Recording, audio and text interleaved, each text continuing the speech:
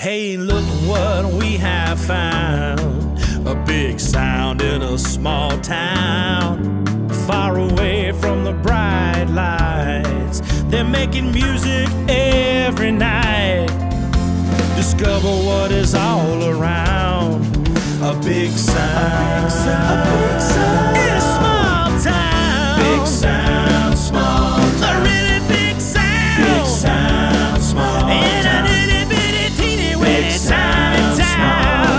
You're listening to Big Sound, Small Town with Sandy Carlton.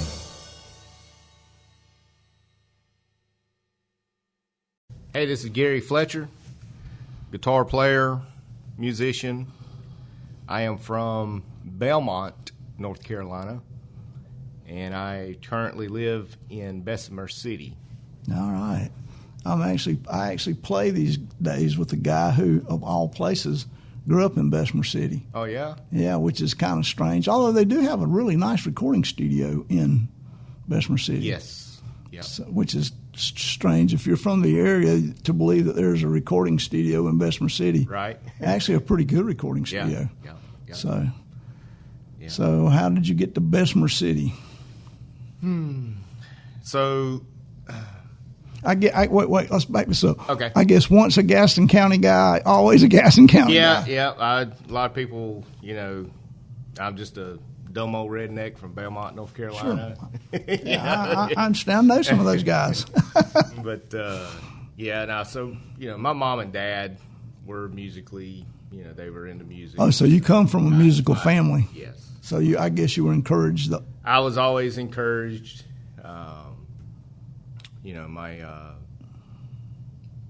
My dad, he was a really good singer, guitar player. He showed me 3 chords, a G, C, and D chord, Sure. and showed me how to tune a guitar. Yeah. And he said the rest is up to you to figure out. Well,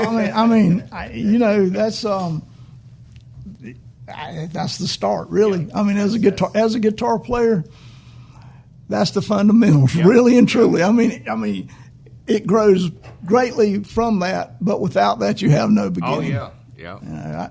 I try to tell people when they ask me, I'd really like to play. I'd really like to learn how to play guitar. It comes down to 2 things. You got to put the time in to practice, but if you learn as many as 3 chords, you can have more fun than you would ever believe. Yep. And 3 chords in the truth. Yeah, 3 chords in the truth, or at least the semi-truth will work too. Well, so so I tell people that it's just a matter of, do you want to put in the time? Because I fully believe any instrument that you really want to play, if you're willing to put in the time, you can learn to do it at an acceptable level of enjoyment. Yep. And that's what a lot of it is really about, is you have to enjoy what you do. You do have to enjoy it. And if you don't enjoy it, then... Although, as we both know, there's a large portions once you decide to make it more than a sit-at-home hobby, a lot of it is not fun along the way. That is correct. That is very correct. That's the next question. You guys have so much fun doing that. Yeah, it appears that way. Yeah. So, Yeah, it's, you don't... What a lot of the audience sees is, the musicians up on stage. Sure. Playing, the singers singing their hearts out and stuff like that, but they don't really see the hours, years that it took for them to be able to get to that point. No, they don't. The stress, the hardship. Sure. They don't even see, they may see you tearing down. They may stick around and see that, but they don't see you coming in early, setting up, getting a sound check, and then wondering, people, how do y'all get in so much trouble as musicians over the years? Well, there's that time between sound check and showtime, and musicians do not know what to do with that time. They just don't know. It's and it doesn't matter the level. That time is always there. Right. That time's always there, and luckily, I was able to kind of pass the time. Sure, and to survive it, you do learn to do that. Yep. If you're still playing it very long, So do you remember? So after he showed you that, I guess you just dove right in. Yeah, so for Christmas, I was 6, maybe 7 years. I think I was about 6 years old. Dad got me a guitar and an amp, and I guess he got tired of me trying to play his. Sure, yeah, I understand that. Yeah, I do understand that. But he bought me my own guitar, and it was my Christmas present that year. I actually still have that guitar. Oh, that's cool. I always ask that. Do you still have that guitar? So I was going to ask that. I still have that guitar. That's cool. It was an old PVT 15. Oh, yeah, I know. Yeah, I've owned them. It was a little bit smaller neck and stuff, for a child. Actually, a pretty good starting guitar, it's really. Great, really. Yeah, I mean, great starting guitar. I agree because, actually that era, PV, guitars, basses, and amps, for the money, were pretty good. Oh, yeah. I still have some old, some PVs from the late 70s and early 80s. One of the best tube amps I ever had was a PV tube amp. Yep. Was it a Mace? I believe it was. Yeah. I mean, it weighs like 500 pounds. Lord. 212 combos. Yeah. Oh, yeah. It's a fine, it was a fine amp. Oh, yeah. I mean, sometimes I'd have to beat on top of it to get things going, but it was a great amp. I wound up, of course, moving on to, I guess a close one would be a Princeton or above. Okay. Probably a twin reverb. Right. Yeah. Which, but really, basically, all in all, that amp was about as good as they were. It was. It still is. It still is. I agree. I agree. That amp was like 150, 160 watts. Yeah. Like that. It had I think 6L6 tubes, power tubes in it. So I mean that amp was it was massive. It was and heavy. and heavy. Yes, it was about the weight of a Volkswagen. Of course, the worst thing I still have to play bass. Sometimes I would tell you that I'm a bass player. I play a lot, but not by choice. It's just I can work a whole lot as a bass player. Well, that's a good thing because actually that's how I got started playing in country music. Was a bass player? Was as a bass player. Yeah, I mean that's it happens. I grew up, learned early on how to play bass. Right. And it's like you'll be glad you did. It'll serve you well at some point. And sure enough, I've been in bands where the bass player will quit. Right. It's like, can you play bass till we get a bass player? I know what happens. I'm the bass player. Right. So but by choice it's not. But at least the guitar amps generally were no worse than to haul than that Ampeg rig I used to have to haul. Yeah, SVT. Yeah, exactly. Yeah. Or an old 70s Bassman 100. Oh, yeah. Big 250. Oh, yeah. So, it's backing up a little bit. Once I got to, being able to learn how to play a little bit and stuff, and, my dad was like, well, you're getting better, and did y'all sit around and play together? We did some. Yeah. He was mainly a rhythm, player, which is good for you, though. Yeah.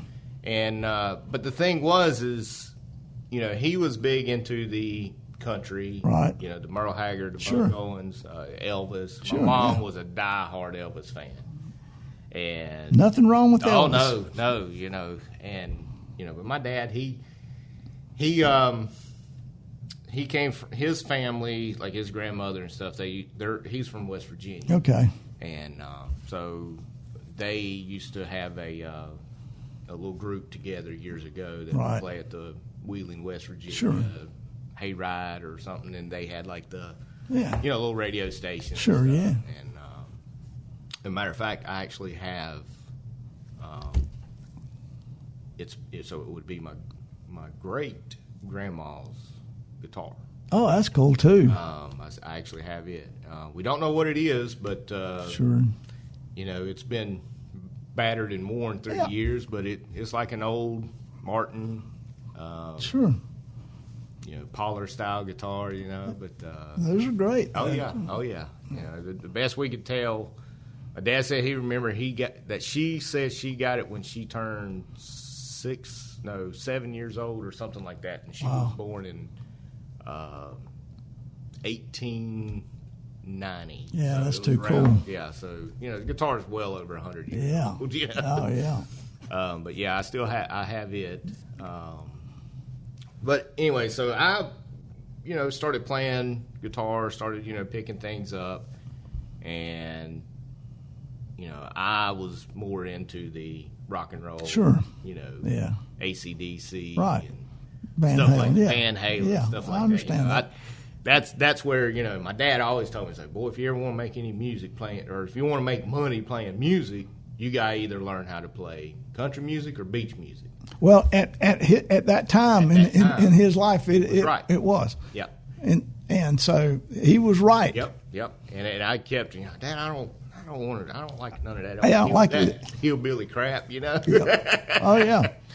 But so we had growing up, in junior high school and stuff, me and some buddies, we had some bands together and stuff like that, and had a rock band. We were called Six Shooter, and it was myself, Doogie Bacali, Steve Blair, and David Buchanan was in this band. I was one of the guitar players. Doogie played guitar and was the lead singer, and Steve was the drummer, and David was the bass player. And we played all over Charlotte. Right. We're 13, 14 Sure. years old kids. Sure. Yeah, I did the same thing at that age. All these, bars, we'd always had to have one of our parents had to be with Oh us. yeah, I do understand. Yeah, I do. But yeah, and they were all a year older than me, but yeah, back then, I think it was 95.7. Used to do that local licks, radio show on Sundays and stuff, and they all, we had a couple songs that we'd went in the studio and recorded, and they would play them, and about every Sunday. I mean that's pretty cool at that age to have that going on. Yeah, Not very many people have that. Yeah, you're junior high. Sure. Junior high, That's kind of what you become known for, though. The rest of your life around there, or with your class that you're graduating with, that's what you become known as. Yeah. So, we, our plan was when we graduated, we were all going to move to L.A. together and, get a record deal and be big and famous, Nothing wrong with that. But as it happened, we all kind of started venturing out into our own things. Yeah. I think that was around 1991 or 92. My dad comes up to me and he's like, "Hey, you can play bass, right?" I'm like, "Yeah, I can play bass." Yeah. Thinking, how hard can it be? 4 strings, It's only no got 4 chords. strings, No chords either for the most part. You're just playing notes, Right. It's like, yeah, I can play bass. He's like, good, because I need a bass player. I got you. No, he was like, I got a buddy of mine that this guy I know. He's putting a country band together, and I told him that he'd be glad to play bass for him. And I didn't even have a bass Right. at the time, and didn't even have a bass amp. So Right. I was like, well, yeah, I could do it. That ain't nothing. Yeah. It's 4 strings. Yeah. You just. Most of the walking bass, 1-3-5, Sure. It is, yeah. stuff like that. I was like, okay, so I go to the first night of rehearsal. Dad takes me over there, and I actually borrowed a bass from the bass player that was in my rock band, Right. David's bass, and so we go over there, and it was over in Stanley. A guy named Jack Corral. Was a steel player, pedal steel player. He was from the West Coast, and my dad played with him, through the, late '60s, Right. and, '70s and stuff. Because a lot of the stuff that they did back then, the pedal steel Sure. was the lead instrument. Yeah, I agree. So, It's becoming that way again. It's hot again. it's hot again. Yeah. There's a kid from here in town that's on fire. He's Everybody's after him. A kid Right. named Silas Hamilton. Yes. Silas I know. is a beast too. I know the name. I've seen him pop up on the whole Facebook, you know, and stuff. But yeah, so I went there, and you know, I had a handful of songs that you know I'd learned, and these guys, they were doing a lot of, you know, he was doing a lot of his original songs and stuff. All right. And I found out real quick that I was not the guy for the job. Playing bass was not. It was just boring to you, wasn't it? Yeah, it was a lot more than what I was expecting, you know. And so the guy, his name was L.A. Smith, Lester Smith. He was kind of fronting the band, and he was from Belmont. And so we, you know, he sat there, and he was a bass player too. And so he showed me, you know, he showed me some things on the bass, and you know, okay, you know, your TikTok, you know, you're 1 and 5, you know, stuff like that. Yeah. And I didn't know any of that stuff. Right. You know, I knew a 1 3 5, you know, walking, Right. you know, boogie, Exactly. you know, Yeah. walking type Sure. things, you know, but he taught me the Nashville number system. Sure. Yeah. That was the first introduction to that. You know, it's like, you know, I'm sitting there, it's like, what are all these numbers? Numbers, You yeah. know, and he was like, you know, he explained it all to me and stuff. And You know, you'd be surprised how few people really, how few musicians that you know that are really fine musicians can't read it. right. I know people that's lost studio jobs because they can't do it, and it's not because they can't play it. Yeah. It's not because, yeah, exactly. It's not because they can't play it. It's because they can't read it They and play They it. don't know. Yeah. Sure. Exactly. Yeah. So, you know, so that particular band was called 14 Carat, and we played around Charlotte. We actually, our first gig, we went and auditioned out at Country City. Yep. My dad used to play out there years, you know, back in the 70s and stuff, late 70s. So we went out there because they were auditioned. They were just opening up a patio. They wanted a house band Right, on out the there, patio yeah. and stuff. And so we went out there and auditioned for that, and we got the gig, you know. And I'm at this time, I think I'm 15 years old. Oh, yeah, that's good. You know, Yeah. I'm making Sure, yeah. $100 a night, Yeah. $200 a week Yeah. for Friday and Saturday night. Yep. Big money. Big money. Yeah, it's big for money. A 15-year-old kid. Yeah, it is big money. That's Oh, big I money. agree. I agree. You know, and you know, the thing is, you know, they were always, you know, anytime we went anywhere, you know, as being a minor, basically, Right. it was always, you know, everybody kind of, you know, Yeah. all the bar owners and people at the bar, you know, they would always, you know, kind of freak out. A little Sure, bit. yeah, I do understand that. You know, but you know, during that time, I wasn't, you know, I was around the alcohol and Right. stuff like that, but it wasn't a part of Right. who I was, you know. Yeah. And that didn't come till later in life. Yeah, I know. I mean, I do. But yeah, so we did that for several years. You know, Coyote Joe's had opened up, and then the whole Country City thing just kind of Right, went, yeah. went down, and then so we were doing that, and we were playing it. You know, we started playing out, you know, other places Right. and stuff like that. And the guitar player that we had at the time he was a good guitar player. Right, It was different. right. You know, he was really, really good guitar player. He had you know, like most musicians, he ended up having a drinking problem. Sure. I mean, that's, So, yeah. we'd show up at a gig, and he wouldn't show up at a gig. And so, anyways, it got to the point where I was covering, you know, I always took my guitar rig Right. with me. You know, all the gigs we Right. get. And because there was a few songs that we would switch. Right, Lester would actually play bass, and I would play guitar. Right. And me and the other guitar player would do, you know, Yeah, twin stuff, yeah. twin stuff. And so, anyways, it got to the point where it was like, you know what? I think we're just going to do this as a 3-piece, you know, for a little bit. right. You know, and we did that for a little while, and then we brought in, so the drummer was one of Lester's brothers. Okay. At the time, and that whole family was they all came from a music. Sure. The whole family. They were Right. like a whole band all by themselves. Right. I think it was like 5 or 6 brothers. Yeah. That's, So, anyways, the one brother, he decided that he didn't want to, do it anymore, and went on about his business and brought the other brother in, who was a drummer, played there at Casper's. yeah. Oh, yeah. I remember. Home. Yeah, I remember Yeah, Casper's. so, Yeah.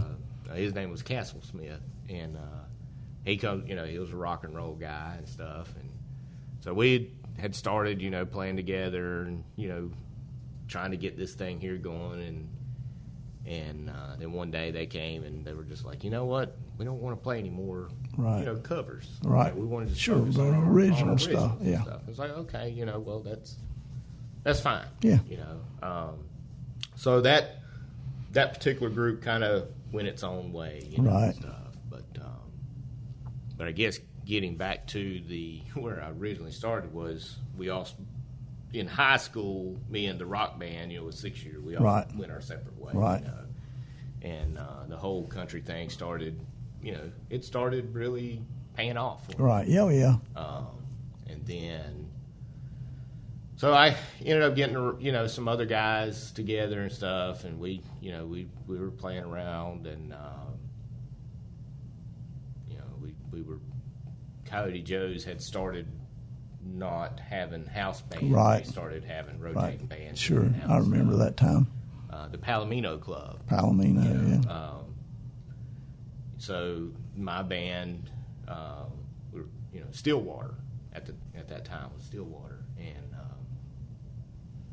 so we were playing at Coyote Joe's, and then the next week we'd play at Palomino. Yeah.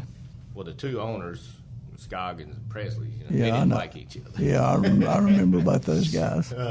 But anyways, and then it got to where so Lester and Castle and them, they had a band that was called Radio Flyer, and they played a lot, and so I'd gotten Lester to come back and play acoustic guitar for Right. my band, and then he got me to come and play Right. Electric. lead, Yeah. with their band. So then it was, 1 week we would play at Coyote Joe's with me and Lester would Right. be there. And then The following week, me and Lester would be there with their band. Sure.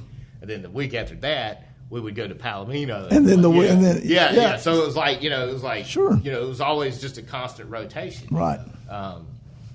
But and then I guess that all kind of just, I don't want to say petered out, but just I kind know of, how bands are. yeah. Yeah. I mean, yeah, exactly. Yeah, you know how it is. And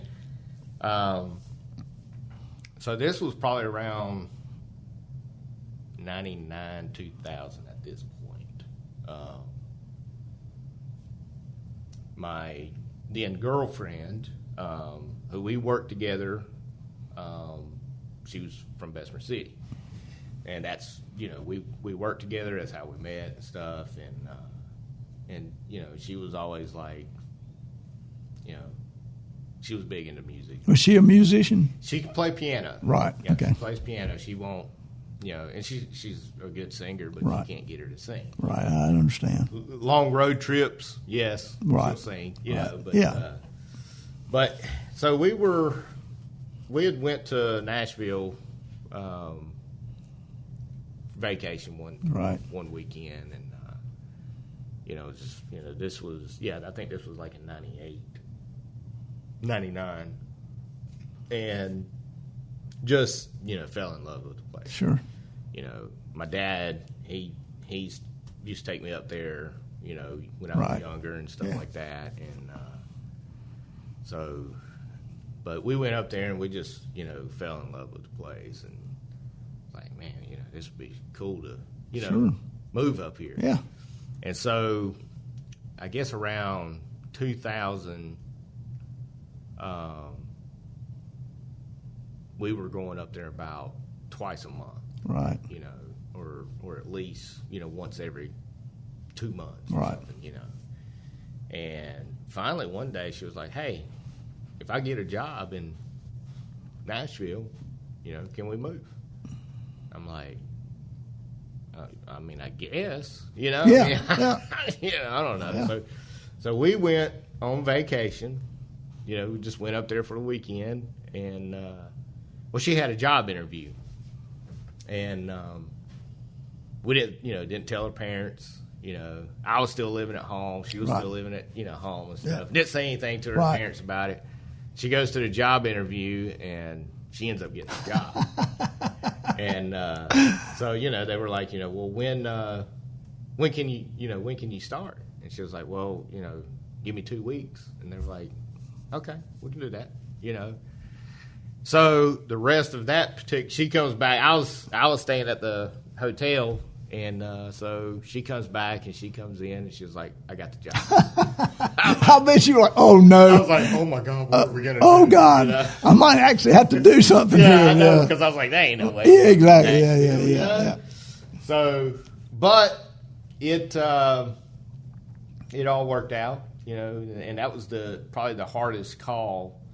I'm sure it was. Yeah. To call it. For me, it wasn't that bad. Because my dad always, he always told me, even when I was in school, if you have an opportunity to go full-time playing music or something like that, you can always go back and get your education. Sure, you can. Yeah, I agree. I like support system like that. Yeah. Southampton had the same type of support system, Yeah. Not everybody does, though. That's right. And, so she called her mom and dad and says, hey, guess what? I got a job in Nashville. We're going to be moving in 2 weeks. Oh. So that was that was very funny and but at the same time, if it wasn't for her, I never would have. Right, exactly. I do understand that. And Alicia, she's we've been together for 25 years now, so I guess it worked out then. It worked out, yeah. We've been together for 25 years. Been married it'll be 24 in November. That's great. So we moved in, I think it was in May of 2001. We officially moved to Nashville and stuff, and I'd already been kind of getting to know some of the people. Sure, different people around. Yeah, stuff like that. Don Kelly, there at Robert's Western World. Yeah. Don Kelly was huge during that time. Right. He had Red Valkyrie, Johnny Highland playing guitar for him and stuff like that. And, great guitarist too. Yeah. Both of them. Yeah. And so kind of the same guy though. Yeah, kind of. Yeah. Yeah. I mean, really. Yep. It'd be unusual to have two guys like that at one time, but he did. He did. Yeah. So Brent Mason was one of his guitar players at one time. Guthrie Trapp. Sure. Guthrie was there at the same time I was. Okay. I've actually played with Don. Guthrie. Yeah. And I played with Don quite a few times too. Because there again, on like Sunday evenings, Don would do more of a stripped down, kind of gig. He played bass instead of singing guitar, but he fronted the band, the bass player, and he'd call me up, hey, you got anything going on? Right. That's kind of the way it works there. That's the way it works. Yeah. But yeah, so I just, we ended up making it to Nashville, and and that was a eye opener, life changing kind of really. I'm sure your playing ability skyrocketed while you were there. Yes, I because that was the thing, you coming from this particular area and stuff, you're playing in the largest clubs around, stuff like that, and you get, man, you get a little cocky. You do, yeah, man. I can play. Oh I can play. I can play there. Yeah, you're playing in cover bands. So sure. You're learning every thing lick that Brent Mason puts on records. note for note, because that's the thing. That's what you got to do. Exactly. And so it's, man, I mean, you get there, and it's like, oh my God. Yeah, it is. Yeah, it is. It is. And I found out really quick. So there was, all right, so there in Nashville was the Lower Broadway. Yep. All the little bars and stuff right there. So you had the album version of these songs. Right. You had a live version of these songs. Right. And then there was the Broadway version. Yeah, sure. I got you. The only place that you knew how to play them was from being on Broadway. Right. Or play it that way. Sure. Because it was like, they'd say, hey, let's kick off, let's do, I don't know, Ramblin' Fever. Right. Merle Haggard's Ramblin' Fever. And, oh, yeah, I got that. Right. You start playing it, and it's like, and everybody's just kind of looking at you. Oh, you. yeah. What are you doing? Right. Yeah. I'm playing Ramblin' Fever. Yeah. No, that's not how we play it. Right. that's not how it's played. Right. Yeah. Exactly. Yeah. So it took me a good few months to, every gig that I did, I always took a little recorder. Right. With me. Little mini disc recorder. Sure. Yeah. Had a microphone. Right. Plugged it up. I had the mic sitting there, and I would record all the songs, that I was playing with people. Right. And because I would have people come like, man, that like you did on, such and such song or something. Man, that was so cool, Then you dig back and find it. How'd you, I'm like, I don't know. I don't know, yeah. I don't know. I mean, that was just at that moment, Sure. I mean, I don't know what it was. Right. So, yeah, I would, I wonder what it would sound like. Oh, yeah. So I'd go back and listen to it, and it's like, oh, yeah, that was kind of cool. Kind of like that lick. Kind of did like Maybe that. I'll just kind of add that a little more often now. Exactly, Like, So, but that was kind of my whole, my introduction to the whole Nashville Broadway scene as far as playing with guys. And there was one guy, one of the first steady gigs I did. The guy's name was Billy. Matter of fact, I still had the first dollar I ever made. In Nashville. That's cool. Because a lot of your all your little bars and stuff, you play for tips. Sure. So, and like I said, I still have my first dollar that I made. Right. Dollar. Right, I understand. Not plural. Yeah, exactly. I do understand, yes. So there was this guy I was playing with. It was Billy Griffin was his name. It was the Honky Tonk Orchestra. We go in. He was this guy. He was a pretty decent singer. But the band is what, it takes. A band can make, if you got a really good band, the singer don't really matter. True. At that point. Yeah. Obviously, the singer still is an important part. Sure. But well, Nashville's all about pickers anyway. I mean, it's a picker town. Yeah, exactly. I mean, they're, you live there, you stay there, you realize that there's people there are more impressed with the pickers than they are with the singers and the stars. Like the Flat and Scruggs song, Nashville County. Sure, exactly. 1,582 they guitar are. pickers in Nashville. Each one of them will pick a guitar better than I will. I agree. Yeah. So, but yeah, we played. It was like a 9 or 10 piece band. Yeah. Up on this stage, and the stage was smaller than this, than the room we're in now. And at the end of the night, it comes down. We get paid, and I'm handed $1. Yeah, exactly. It's like what? What is this all? Yeah, exactly. All we made. Oh yeah. And literally, so yeah, I took it home. And it's that's cool, man. It's framed. Yeah, I'd frame it too. Yeah, that's cool. And because I always said, as long as I got this was my first dollar ever made in Nashville. Right. As long as I got this, I'll never be broke. Right. And, and I, like I said, I still have it. Yeah.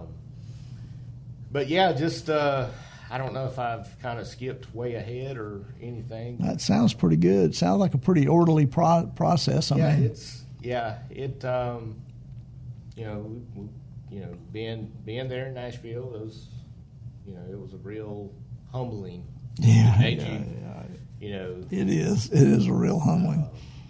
And so we were there from, I think, we moved back to Bessemer City in 2003. Okay. 2004. So we were only there for a couple years. It changed so much, though, in that time. The first time. Oh, okay. Yeah, I understand. Yeah. Been there, done that, too. So. Yeah. So, we were, and then I kept having people, from Nashville, hey, we need you back, stuff. And so around 2005-ish, 2006, we decided, okay.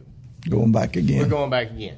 There again, Alicia, well, if I can get because the job that she had at the time had a Nashville campus. Right. And she was like, well, if I can get a transfer to Nashville, then we'll move back. Sure. And of course, she goes and she gets to. Of course she did. Yeah, so here we go again. We're loaded up, heading back, and which was good because that was a real.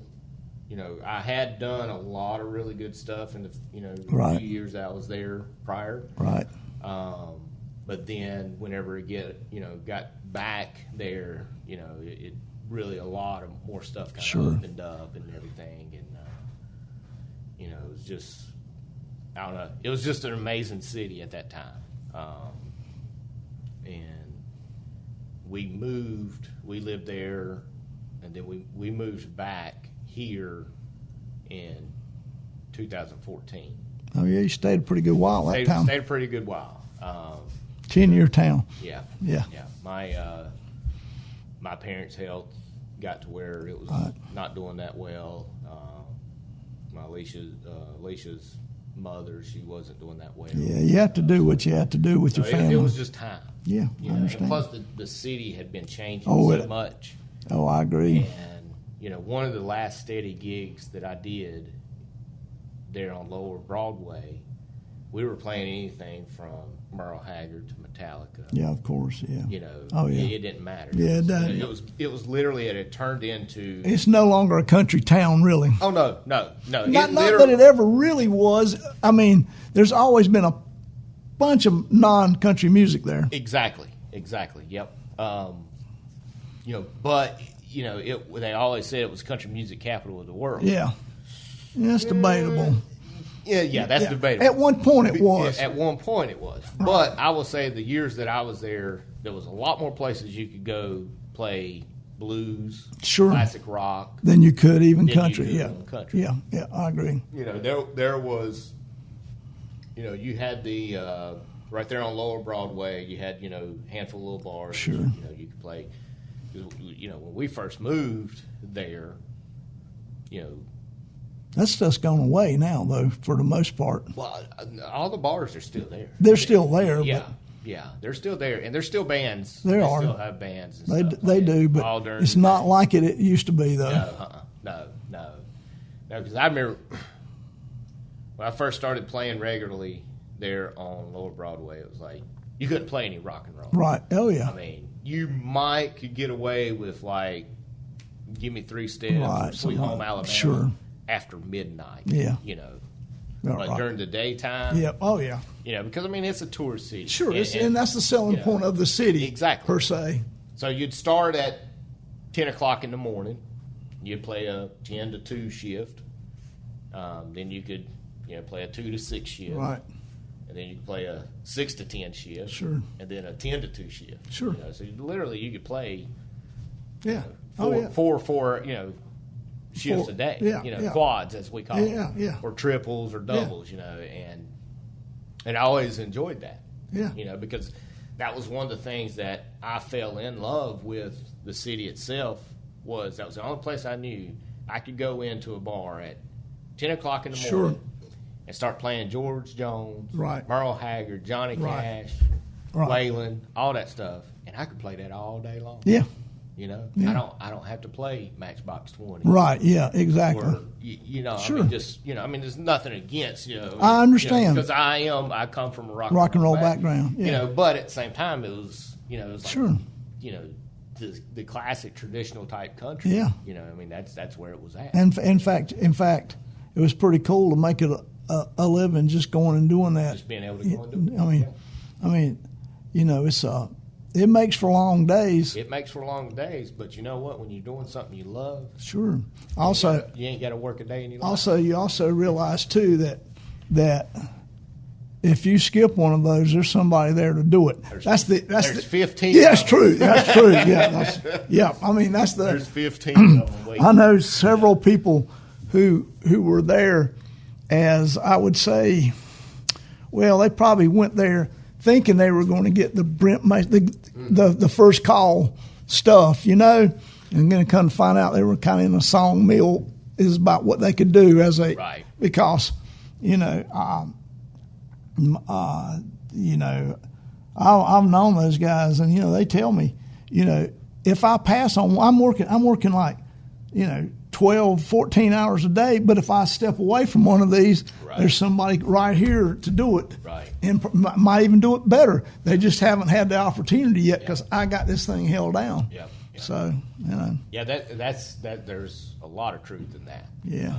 One of the first things that when I was first kicking around the idea, my wife and I was we were kicking it around about moving.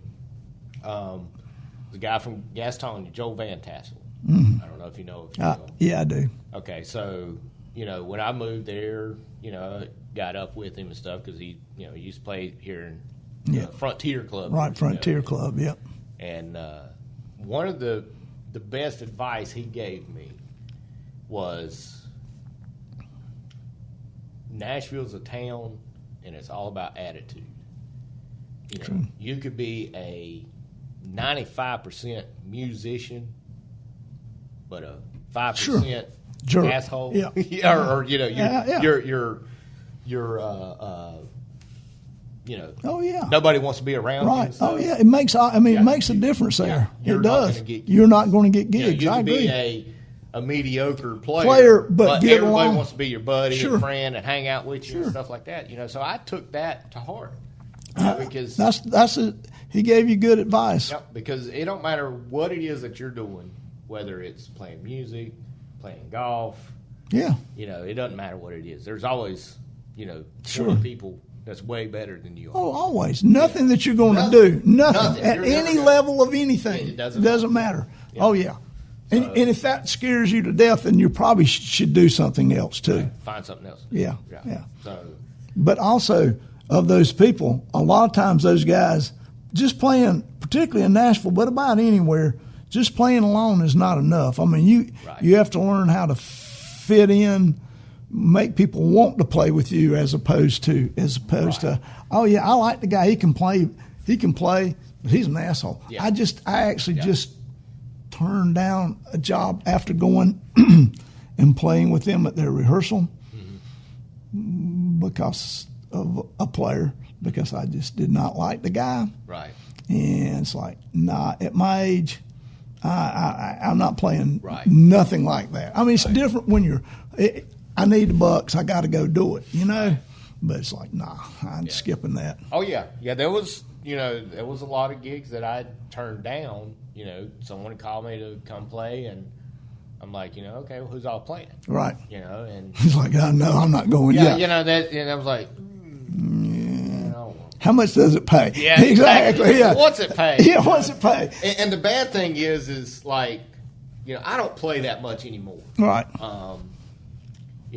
But it's something that I guess I've done for so many years that I still ask. Right. When someone calls me to play, I still, who's am I playing? Because, I kind of want to have an idea. Right, exactly. But it's not a matter of, do I want to play with this guy or not? Right.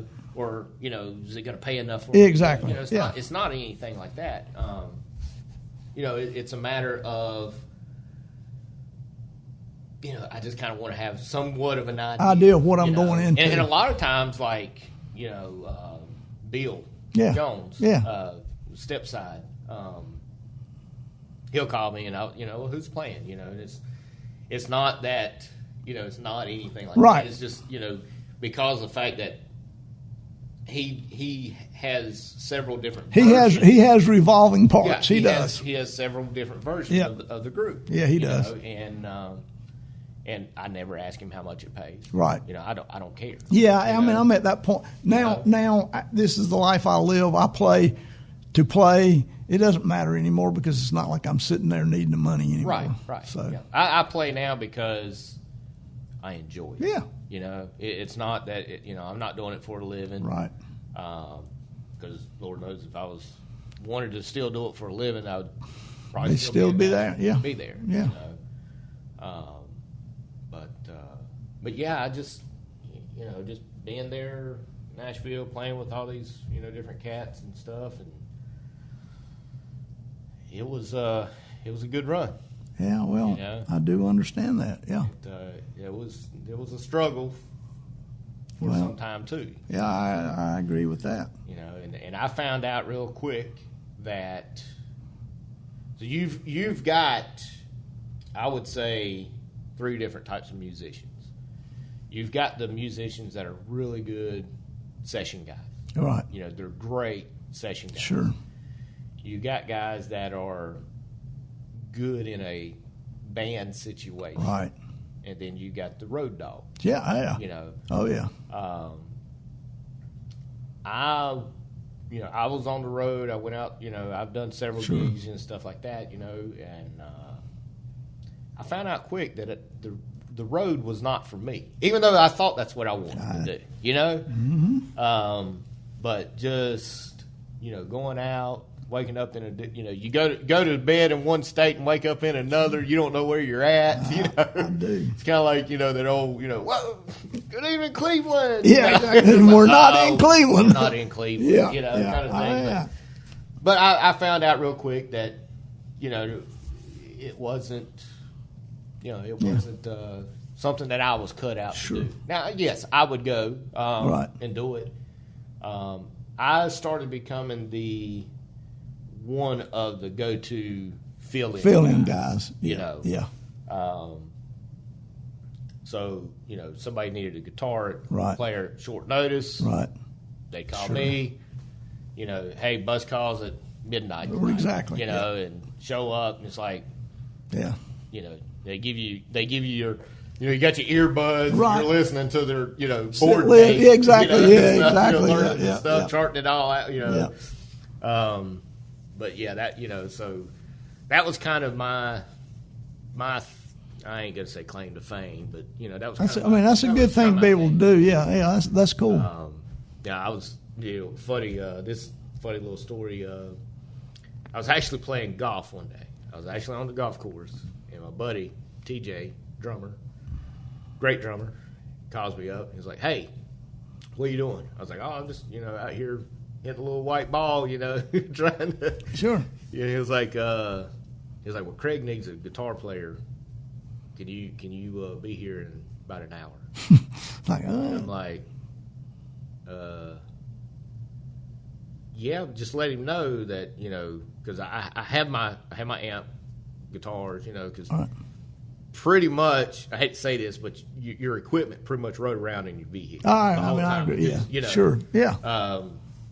So it just so happens that morning when I left out, I'm gonna sure throw my guitars in there just in case. Just in case. And sure enough, I told him, I was like, yeah, I'll be there.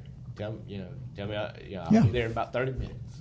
And so the other guy was playing with us, told us, take me back to the clubhouse, Yeah.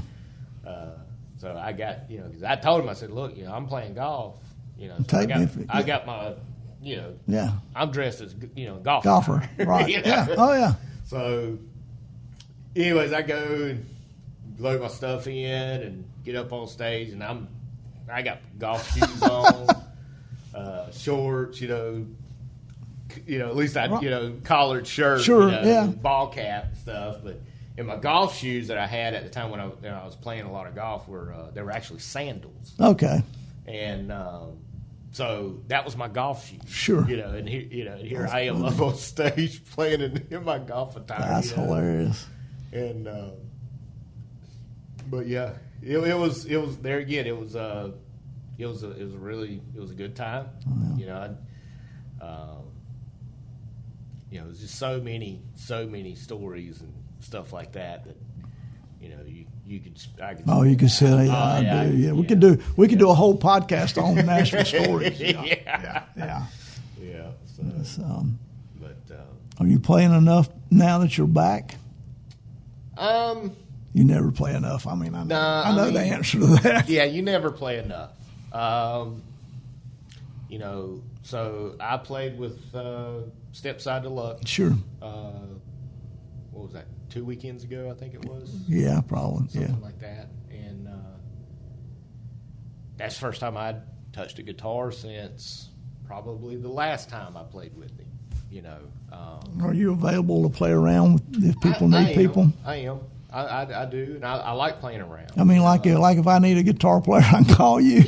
Yeah. More than definitely. Okay. Because it's like I said, it's something that I do it because I love to play. Right.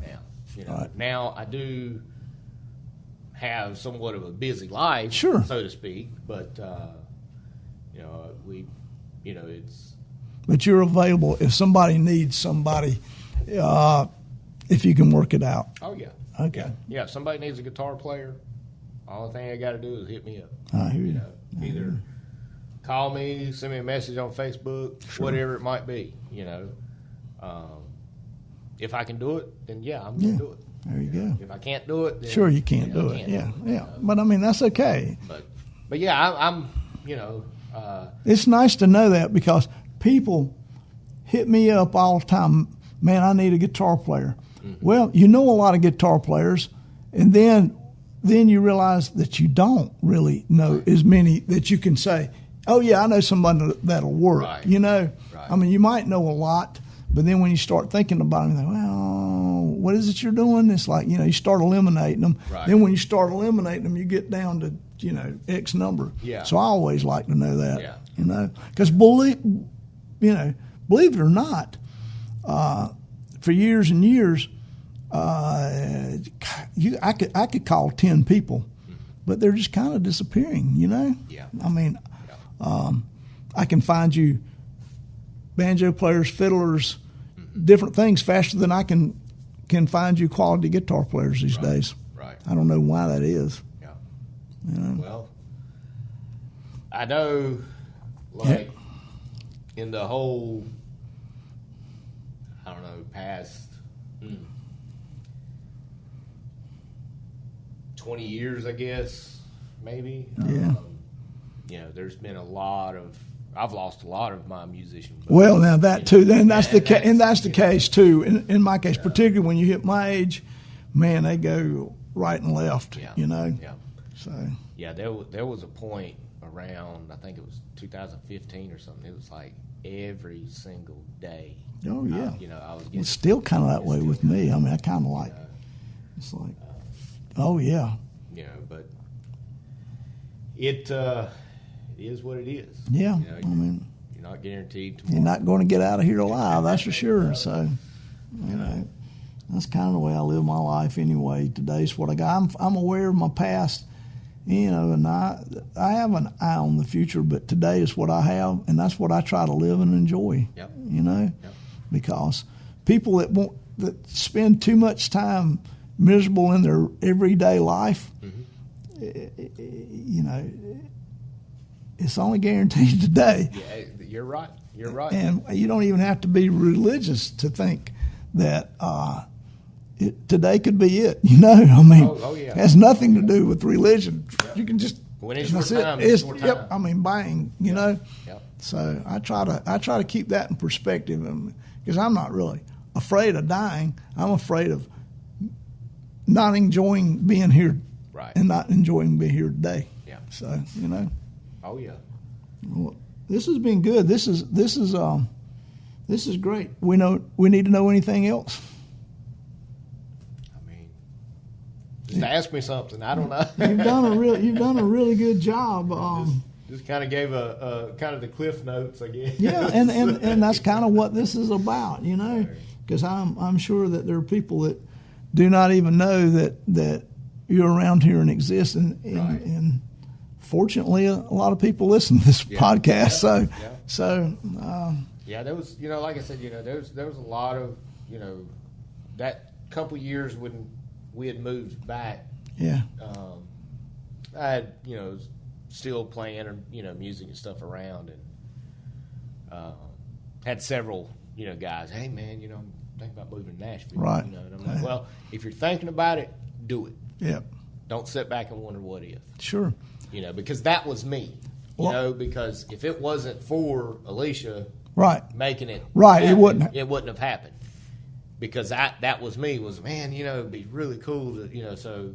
I know a guy. I always say, if you're thinking about it, go do it. I know a guy who went at 50. Everybody made fun of him. Mm-hmm. You can't make it at 50. You're not going to make it at 50. Sure enough, he did. And sure enough, he's come back. He lives in Brevard now. But after the age of 50, he won 7 Grammys as a songwriter. Yeah. And so it's never too late to give up on. I mean, you may not be at 50. You're probably not going to be a star. But if there's things, if you have there's a lot of other non-star jobs in Nashville, exactly, or any music town you decide you needed to go to. It's a big community, and a lot of people make a lot of good money, and they're not the star. From being the side man to being to being the songwriter. Yep. He's had I think 3 of Billy String's last songs he wrote. So and he's 70 now. So I mean, he's still involved, still doing it. Yeah. So it's never, you're right. And that's the thing is there's something so you get to a point out there to where you are not being able to pay your bills. Sure. You're not making it what you make. Right. So you got to find something. And I think it is kind of like any town like that, or if you're an actor, say, and you're living in L.A. or New York, there is a ticking clock that you're either going to make it, but it tells you itself. I mean, it goes, I don't have enough money to stay. Yeah.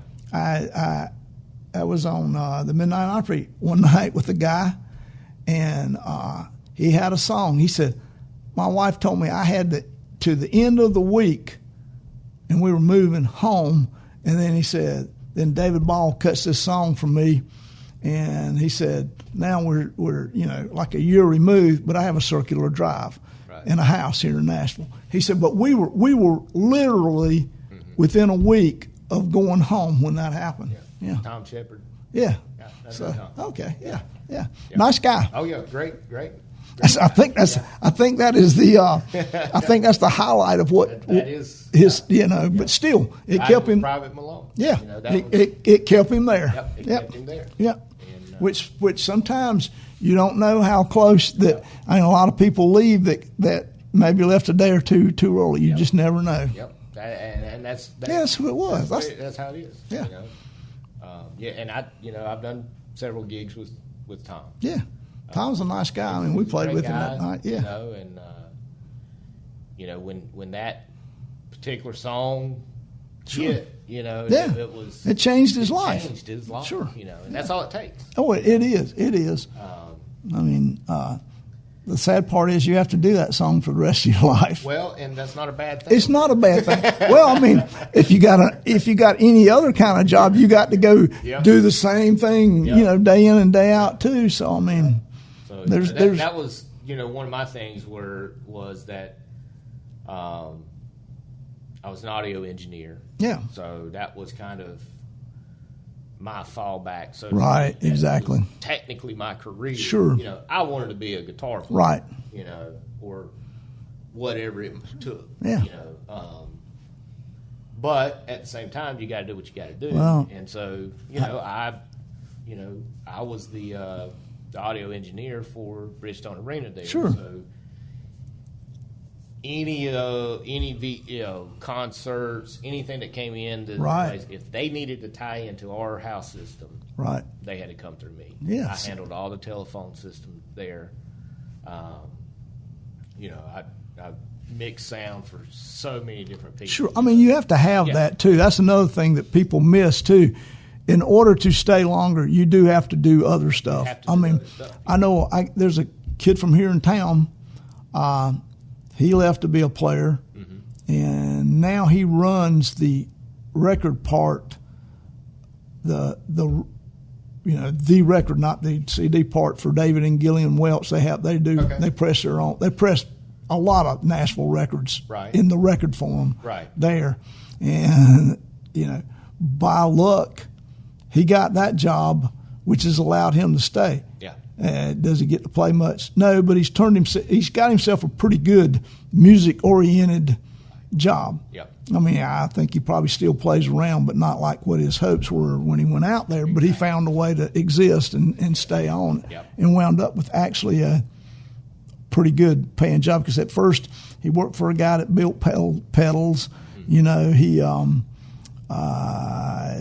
He had some jobs around, but he found a way to get his, foot in some form of music out there, which is good. And still able to be connected to it. Sure. And that was kind of my thing too. I was still able to be connected to it.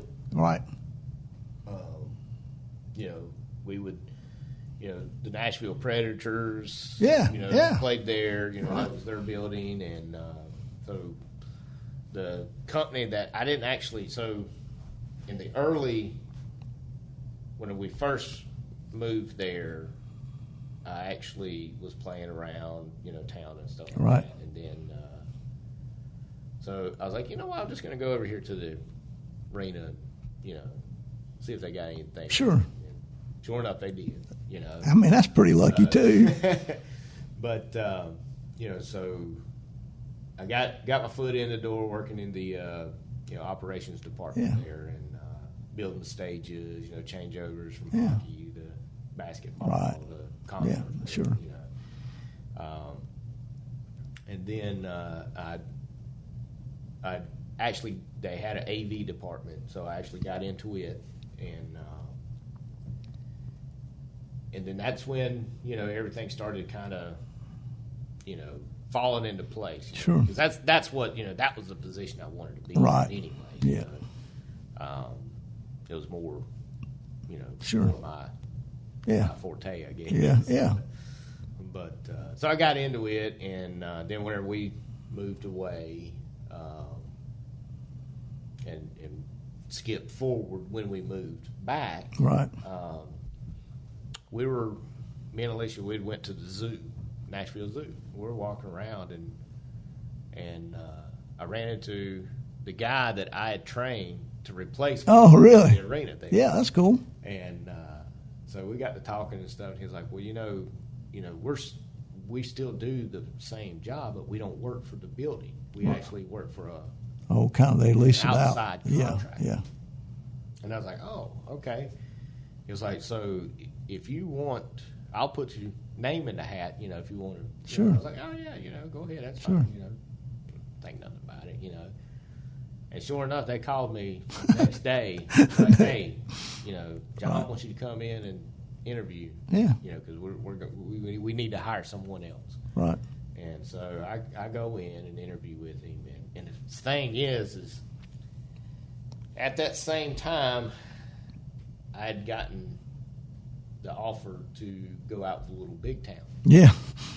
And I'm like, man, what do I do? Yeah, I know. But I was going out with Little Big Town to be the guitar tech. Right. Which is fine. Yeah. Sure. There's like you said, there's so many different. There's jobs. so many different jobs, and it's still all in the music business. Still all in the music business. Yeah. So I had the offer, to go with Little Big Town, and it was going to be something. It was crazy as far as the amount of money, right? The amount of dates. Sure. They had, I think it was 220 dates. See, that's a ton. That's a ton of being on the road. Yeah, that was 220 dates that they had already. Right. That was actual show days. Yeah. It's not including travel days. Yeah. Stuff like that. But now it was good money. Right. you know, and then I'm sitting there, you know, I'm going to be gone for almost a year. Yeah, exactly. You know? Yeah. So I went in to the job interview and sat down with the owner of the company, and you know, and I laid it out to him. I said, "Look, you know, here's the deal.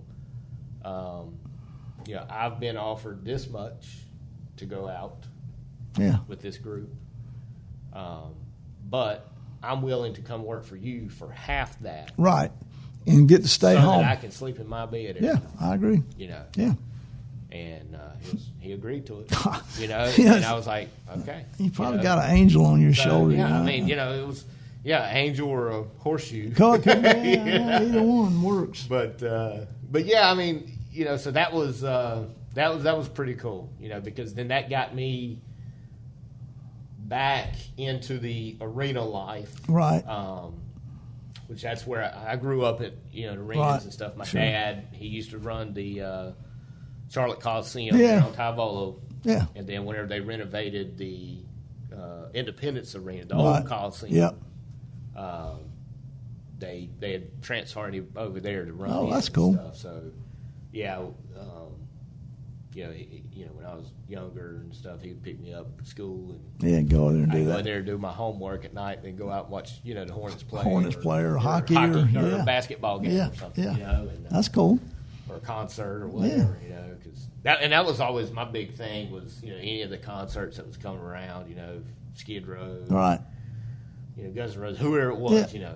I always went road to work with Dad. Sure, that morning, and I always hung out with the guitar tech. I'd find Guitar World, right? And that's where I would be. There you go. The day, you know, that's pretty cool. There was one time the Cult came in, and Billy Duffy, the guitar player for the Cult. All their stuff was there, and they had a death in the family, so they had to cancel the show. Well, I'm there. All their stuff is there. And I'm like, well, I'm going to look at it. There's a case that says guitar. You know, guitar. Open it up and look at it. So, I start going through the, that's too cool. Through the cases, you know, road cases and stuff. And, you know, and I get out the white, you know, Falcon that he always played, and got that out, and I was like, I need an amp. So found the amp, found the Marshall stack, funny. You know, and stuff, and you know, and here I am. I'm just down there in the at the Marshland area, you know, back, you know, right outside my dad's, you know, office. I'm out there playing. I'm just playing, through Billy Duffy's guitar rig, you know. That's funny. And then, you know, I just sat there when I was done, you know, I just packed it all back up, you know, like, you know, nothing ever happened. Like never even happened. He probably didn't even know that. Didn't even know it. Yeah, didn't even know it. That's a great one. There was some other ones that were similar to that, you know. That's cool. I mean, that's really cool. But yeah, just, you know, growing up, being in, you know, basically the whole music background. Sure. You know, always connected to music. Right. I've always been connected to music. Yeah, you have. One way or another, you know. Yeah. You know, a lot of people, they're like, man, you have done so much in your life and stuff. And it's like, there's so much stuff I could tell you that I've done that you wouldn't even believe. Well, you know, just like this story right, you know, that story right there, you know. Well, you know, I mean, it's kind of life chooses you too, I think. I mean, I think the way it's set up, starting with your parents, you know, I mean, it kind of starts running, and that's how people wind up with unbelievable stories or great stories, is because sometimes it's almost like it's a predestined thing just due to the fact of where you were born. I mean, that kind of rolled you out into that life. You know, I mean, I guess you could have rejected it and walked away from it and done something different, but and there was a lot of times that you know you kind of start questioning your decision. Sure, you do. Yeah, you do. And so I mean, you know, there's always been, you know, a handful of things that would kind of take you away. Sure. You know, make you sidetracked a little bit. Right, yeah. But at the end of the day, you always come back to it. Sure. You know, so, I've quit or retired from music maybe a dozen times in my life, you know. They never stuck. Yeah. you know. Yeah. And then when I did get back to it, I wondered why I ever stepped away to begin with, you know. Well, that's like, you know, when we moved back in 2014, I was done playing. Yeah, oh yeah, you know? I do. Yeah, I do. You know, I was done playing. I didn't want to play anymore. You know, because for one, you know, I'd been gone for so long. I didn't know anybody. I didn't know anyone around Right. here, and I didn't know what the music scene Sure. was like anymore and stuff. And I just, you know, And it's a different. It's a totally different world too. it is. It you is. know, it's a totally different world. And one day, Bill Jones Yeah. calls me up. It's like, hey, you know, I got this band thing going on, Stepside Deluxe. You want to come play guitar for me? And I'm like, yeah. So I mean, you know, I was like, you know, what kind of stuff you do? He was like, well, you know, we do kind of like the Bakersfield. Yeah, that's kind of what his stuff is. you Yeah. know? Yeah. And I was like, oh, okay. Yeah. In fact, he's the only person around I know doing that. Yeah, so I was like, man, you know, that's kind of cool, you know. Yeah. It's like, yeah, you know, I've known Bill for years, you know. I've known him from, you know, I always knew he was a luthier, built Right, guitars, you're right. worked on guitars. When he had the music store. Well, yeah, he did the music Yeah. store thing. You know, I've known him for years. Matter of fact, he lives or used to, like, so our house is here, and his dad house is right here, and you know he lived Wow, right there. you're right. You know, just literally like three, Sure. 4 houses up from Right. us. You know, so I mean, and you know, I used to cut the grass. Yeah. You know, years ago, and so you know, like I said, I never knew he sang. Never Well, knew, you know, I never you know, knew he. I don't think he started singing till late in his life. You know. Yeah. I think that is. I tell you who he told me, and it's probably true. Robin. Yeah, Robin got him to sing, and that's probably true. Speaking of singers, oh my gosh, you know. Yeah. Whoa. But yeah, I think that's what he told me. He went pretty much most of his life not singing, and then Robin said you ought to sing. You know, so you know, like I said, you know, he calls me up one day, you know, out of the blue, and you're back to playing. and he was like, you know, hey, you know, we're gonna be playing over here in Lincoln, All right. you know, little place over in Lincoln. I was like, okay. I was like, you know, who all you got playing with? Right, exactly. So he's like, well, I got Jim Ashton playing steel, Rick Cutshaw's playing drums, Jim Potter's playing bass, and myself, you know, playing guitar Right. and singing and stuff. And I'm like, okay, well, I knew Jim, I knew Rick. Right. You know, we've played in Sure. bands together years ago. So, Right. or Jim Ashton, I should say. Yeah. I didn't know. I knew of once I met Potter. I knew who he was Right. because he used to Right, right. run a music store Sure. in Lincoln. Yeah. But so we, you know, show up. You know, like, you know, what kind of stuff you do. You know, I didn't know. All right. Yeah. He told me. You know, Right. it's all the standard stuff. You'll get you ain't gonna have no problem. All right. And so I was sitting there looking at the set list, and I'm like, I don't know this song. I don't no, I'm sitting there. I'm like, Oh, I do know this song. Yeah. are you kidding me? You know, we're gonna play "Wind Me Up." Yeah. You know, Yeah. Fair and Young song. Yeah.